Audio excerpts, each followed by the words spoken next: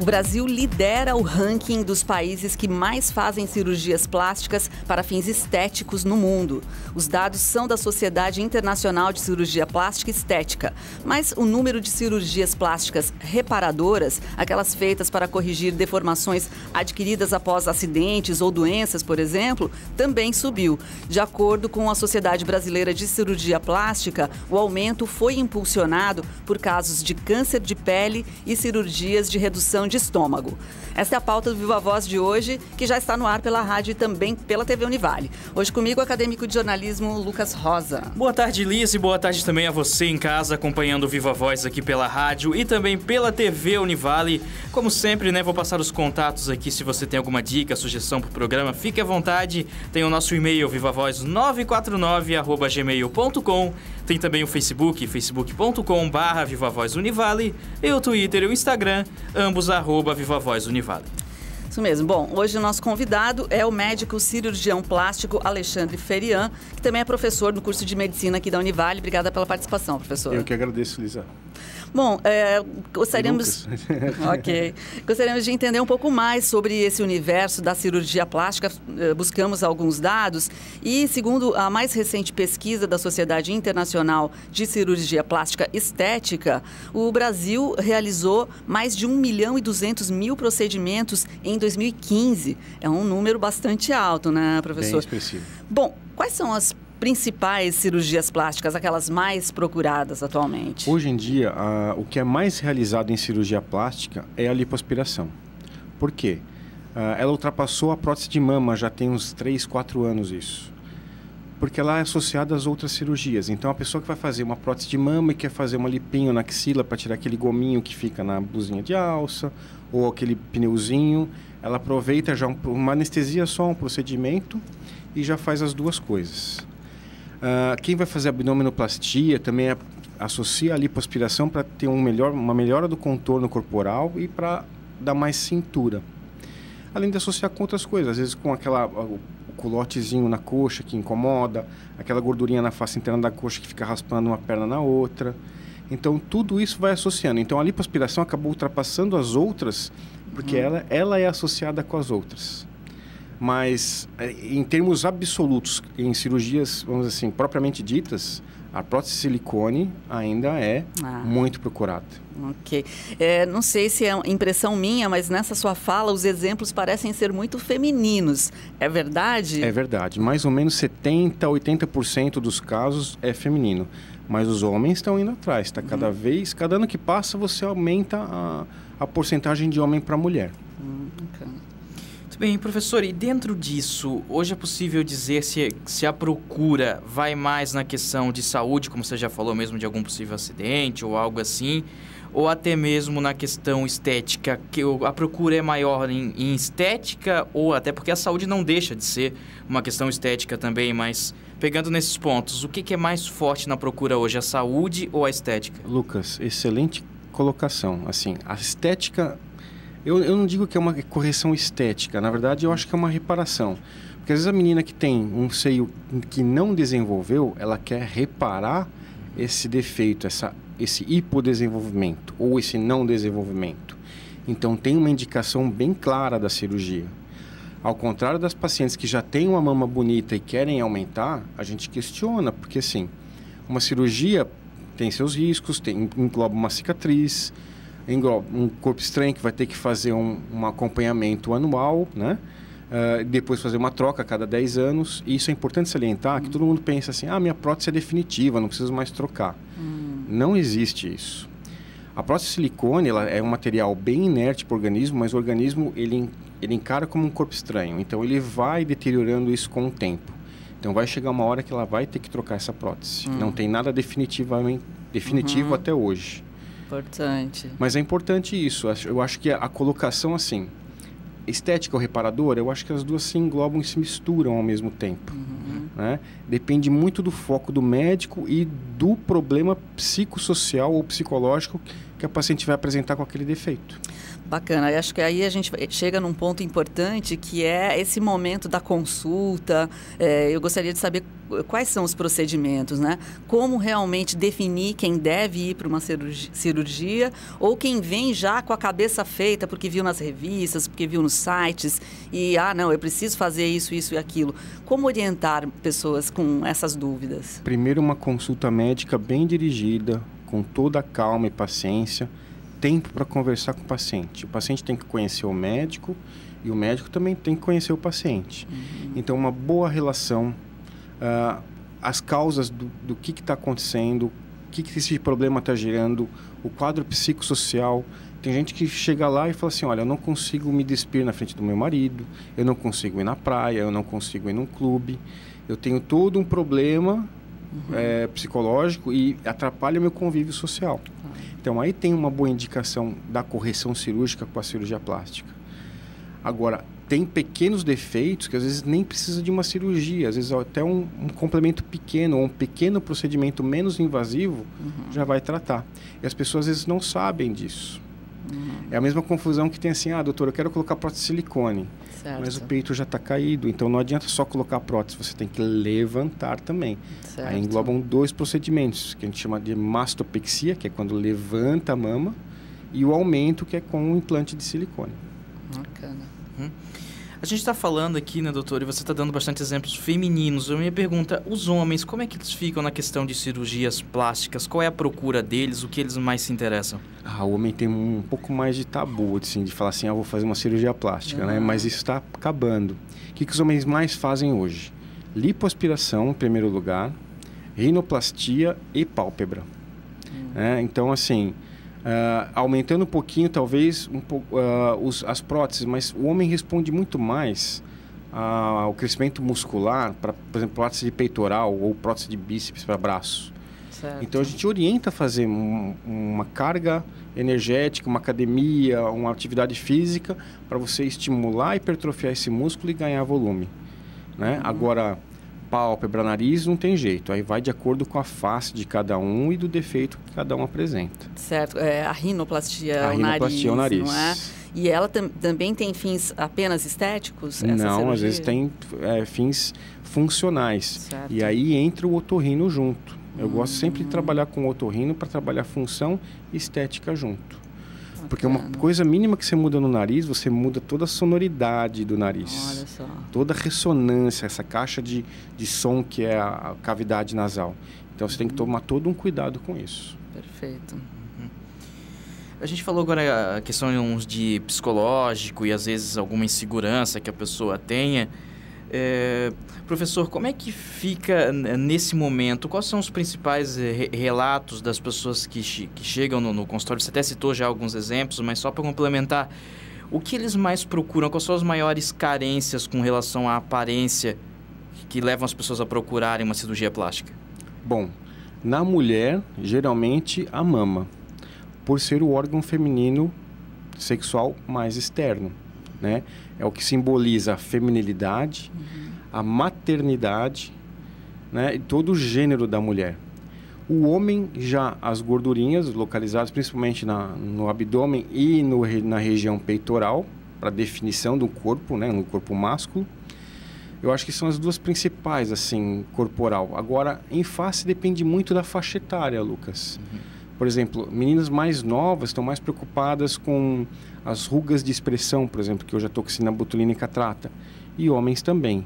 Agora, vai avançando de acordo com a década de vida, vai mudando o perfil. Vai para contorno da mandíbula, contorno da bochecha, e aí vai se trabalhando outros detalhes. Professor, você falou em pessoas mais jovens. Eu penso agora, como é que é o procedimento, às vezes... Com adolescentes, quando procuram isso, tem que ter a orientação do pai junto? Como é que é esse procedimento e até o atendimento do médico quando o procedimento é feito com uma pessoa menor de idade ainda? Com certeza, tem que ter o consentimento dos pais e dos dois. Por quê? Se o paciente ele tem um problema psicológico e tem os pais separados, isso pode gerar um conflito familiar, porque a mãe que tem a guarda do filho ou o pai... e o outro o outro pai ou mãe que não tem, pode gerar um conflito dentro da família. Então, eu sempre chamo os dois para conversar, explicar o defeito e explicar o que pode ser feito para sanar aquilo. Importante, não adianta você querer operar logo no começo. Eu digo que tem casos e casos. Cada paciente tem uma história e um biotipo particular, peculiar. Então, você tem uma certa idade para trabalhar isso. Exemplos, nariz. Você tem que esperar todo o desenvolvimento nasal, do crescimento facial, para poder abordar o nariz. Então, o nariz a gente espera para os 17, 18 anos. Mesma coisa a mama. Salvo alguns casos que você já não tem o desenvolvimento muito pouco, que atrapalha a vida social da menina, da adolescente, ou que você tem uma hipertrofia, um desenvolvimento muito rápido, que já tem aquela mama grande que atrapalha na atividade física e na coluna. Então, eu já tive casos de meninas de 16 anos que eu tive que tirar bastante mama, e casos de meninas de 16 anos que eu tive que colocar implante de silicone para ela poder ter uma vida social mais regular, porque ela só ficava em casa com vergonha das amigas. Só complementando esse ponto, você percebe que tem aumentado isso, os jovens estão mais preocupados com a aparência e com essas questões sociais, isso veio aumentando com os anos? Com certeza. Eu acho que a mídia, o acesso à informação, o acesso a essa globalização, né? Celular, internet, televisão, isso tem chamado muita atenção do jovem e ele está procurando, vamos assim, sim, se colocar mais na sociedade, mais cedo na sociedade, se impor socialmente mais precocemente. Bacana. Agora, ao mesmo tempo, professor Alexandre, a gente andou pesquisando para fazer essa entrevista e descobrimos que o número de cirurgias plásticas em adolescentes entre 14 e 18 anos dobrou entre 2008 e 2012. Exatamente. Foi o último dado que eu consegui. E é fato que a maioria dos adolescentes tem uma imagem um pouco negativa sobre a sua própria... seu porte físico e tudo mais, né? Como orientar isso? Eu achei bacana que você já falou alguma coisa sobre, né, esperar em alguns casos em que realmente ainda há uma evolução, né? Eu acho que você conversando com o adolescente e os pais ao mesmo tempo, para esclarecer bem e fazer, eu acho que é importante, um diagnóstico e propor um tratamento que não precisa ser imediatista. Certo. Você pode ir acompanhando com o tempo e, vamos lá, trabalhando a ansiedade do adolescente para trabalhar a cirurgia no momento certo. Eu acho que isso vale muito a pena e, assim, vai muito de médico para médico, mas eu acho que a gente tem que ser um pouquinho psicólogo nessa hora. Eu queria falar um pouquinho agora a respeito de ética. Toda profissão tem como base seu código de ética, suas regras de atendimento e toda a parte profissional e como lidar com os clientes. Eu queria saber quais são algumas regras básicas da parte de cirurgia plástica, doutor? Eu acho que é o básico para tudo. Eu acho que o médico tem que expor com clareza a verdade. Eu levo muito a sério o juramento que a gente faz lá na formatura da faculdade, né? Não praticar a talha de qualquer maneira e tal. Eu acho que a cirurgia tem suas indicações. Quando você não precisa fazer, não há necessidade de esclarecer isso para o paciente, né? Ou às vezes vem um paciente que pede uma correção de uma coisa que às vezes não tem uma técnica cirúrgica específica para aquilo. E você não pode transformar esse paciente numa cobaia para ver, vamos ver se dá certo. Você tem que ir lá, estudar, às vezes tem que voltar e lá, às vezes eu aproveito uma estadia lá em São Paulo, vou lá no IML, faço dissecção de cadáveres, que o jeito que a gente fazia na faculdade na época para estudar algumas estruturas anatômicas e ver novas técnicas cirúrgicas. Eu acho que isso tem muito a ver. Então, não é você sair praticando, vamos assim, sem experiência. Você tem que estudar primeiro, praticar um pouco para depois aplicar o conhecimento. Até a importância de falar sobre isso para alertar as pessoas que podem estar nos acompanhando aqui no programa, né? Como identificar, né, o médico certo, uma pessoa séria. Tem alguma regra para isso? Não tem regra, mas tem dicas. Okay. Por exemplo, o cirurgião plástico bem formado, ele tem que fazer 6 anos de faculdade de medicina, 3 anos de residência de cirurgia geral e 2 anos de residência de cirurgia geral e 3 anos de residência de cirurgia plástica. Então, são 11 anos de formação integral. Você estuda de manhã e de tarde, às vezes com plantões à noite. Então, são 11 anos de formação, de estudo, acompanhando pré, intra e pós-operatório. Então, é um médico que tem uma experiência e uma bagagem já grande. Como é que você vai achar esse médico? Tem um site chamado www.cirurgiaplastica.org.br, que é o site da Sociedade Brasileira de Cirurgia Plástica. Lá você vai achar todos os cirurgiões plásticos do país, inclusive Santa Catarina ou até por região. Outra coisa é, além de pesquisar no site, ou ir no Conselho Federal de Medicina, ou no Conselho Regional de Medicina, através dos sites respectivos, também pesquisar o que a gente chama de RQE, Registro de Qualificação de Especialidade. Por quê? Porque o médico que é especialista, ele vai ter esse registro no carimbo, ou no cartão, ou no próprio site. Importante. Então, o RQ, que é o Registro de Qualificação de Especialidade, vai dizer se aquele médico é especialista na área. Bacana que hoje a gente pode checar todas essas informações facilmente, né? Além do, vamos dizer assim, do trivial, que é o boca a boca, né? O paciente acaba indicando o médico especialista. Muito bom. A gente vai fazer um intervalinho, voltamos já já a conversar com o médico cirurgião plástico Alexandre Ferian. Daqui a pouco a gente volta.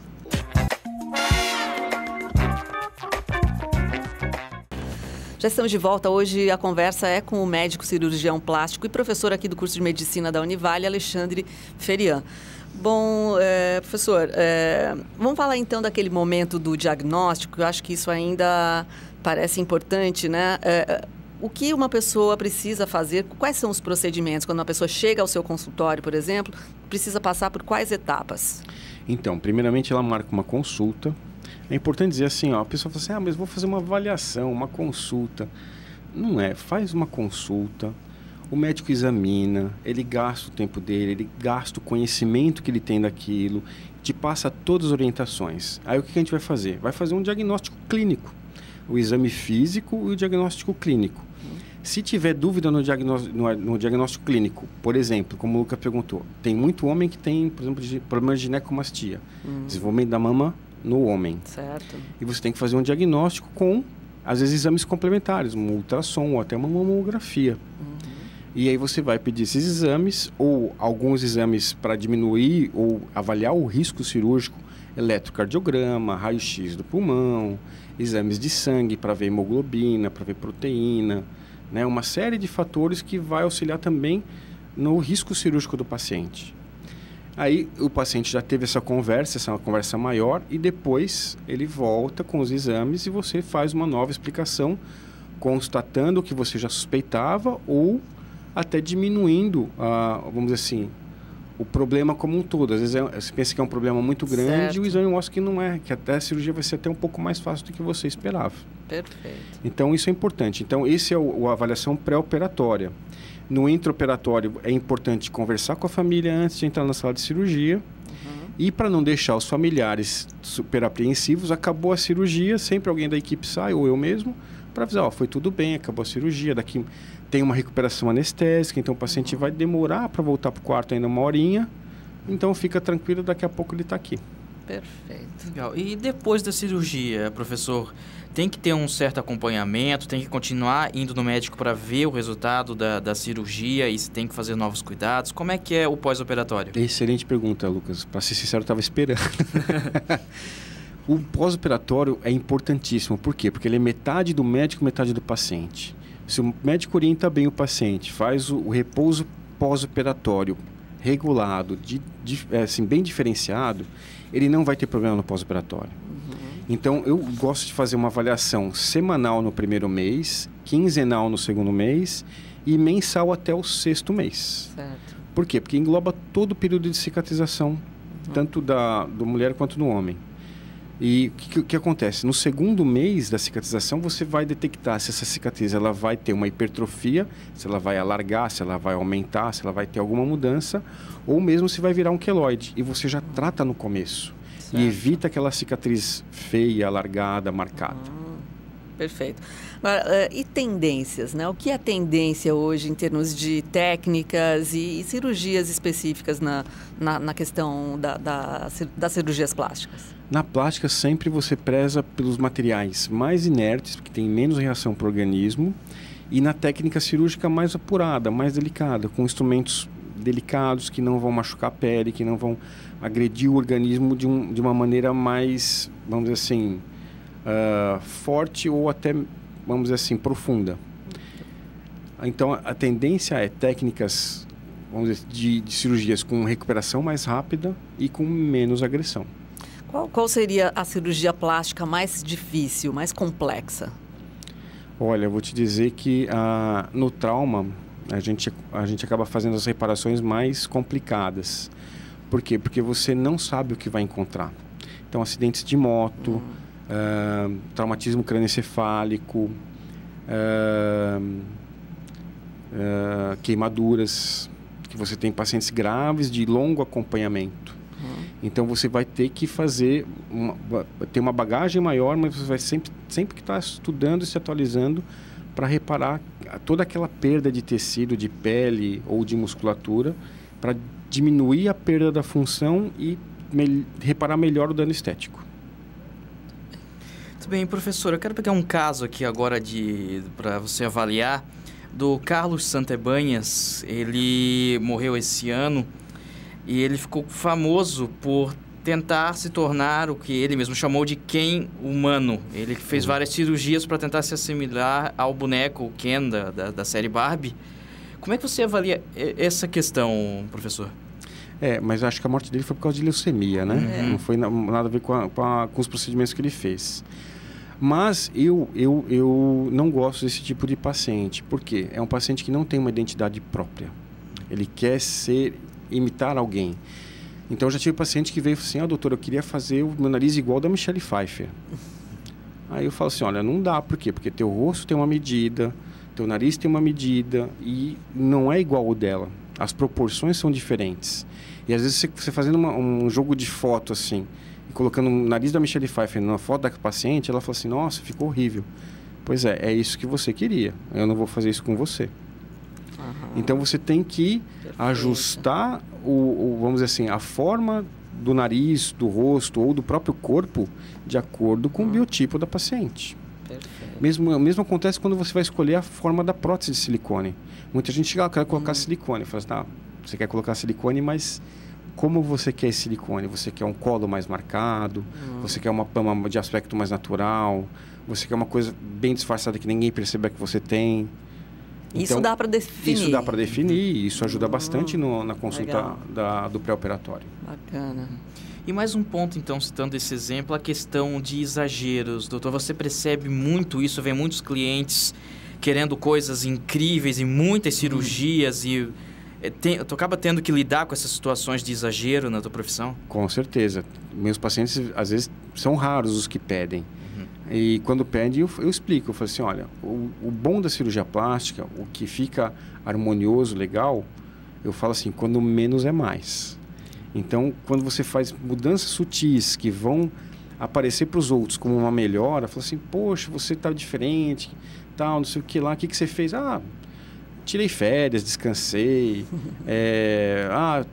descansei a pele, fiz uma hidratação. Às vezes o paciente não quer mostrar que fez cirurgia plástica. E eu acho que isso é o mais importante. A pessoa não percebe o que ela fez, mas percebe que ela está diferente, está mais bonita. Mesma coisa o homem. Ele está melhor, ele está mais confiante. Mesmo com a mulher também, a autoestima aumentada. Então, tudo isso muda.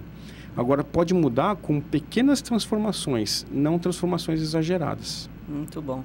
Agora, doutor Alexandre, você também é responsável pelo departamento de cirurgia plástica no Hospital Marieta, também no Pequeno Anjo, em Itajaí. Quais são os principais casos que envolvem a cirurgia plástica nos hospitais? Olha, no Marieta a gente trata bastante câncer de mama e os traumas, né?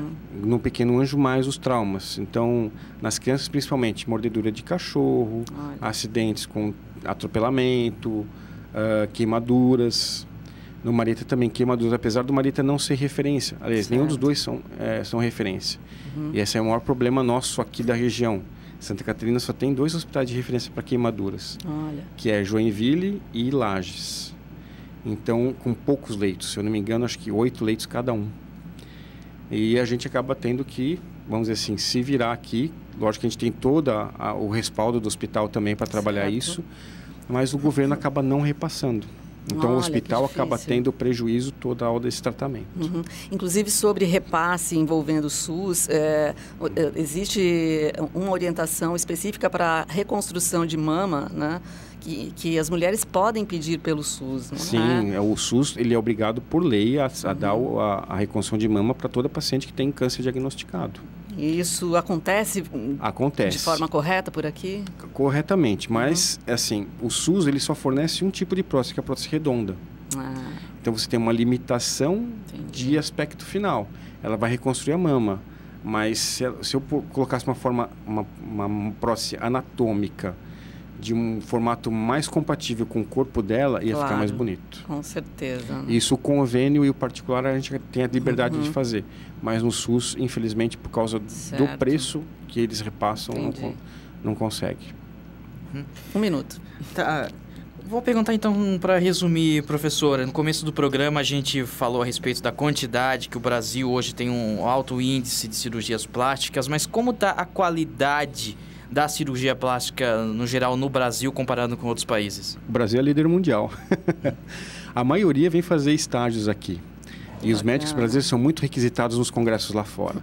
Por quê? Porque o brasileiro ele tem, por ser um país tropical, grande, com uma vasta área litorânea, a mulher e o homem expõem demais o corpo. Então, o médico brasileiro, o cirurgião plástico brasileiro, ele tem a tendência e a obrigação, que eu digo hoje, de esconder as cicatrizes com os menores biquínis e as menores bermudas ou sungas que os homens usam.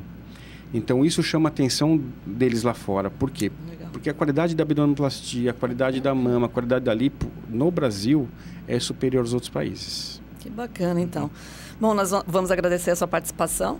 Nós conversamos com o médico cirurgião plástico Alexandre Ferian, médico que também é professor aqui no curso de Medicina da Univale. Obrigada. Eu que agradeço. Isso aí, muito obrigado, professor, e obrigado também a você em casa acompanhando mais um Viva Voz. Suas ideias em alto e bom som.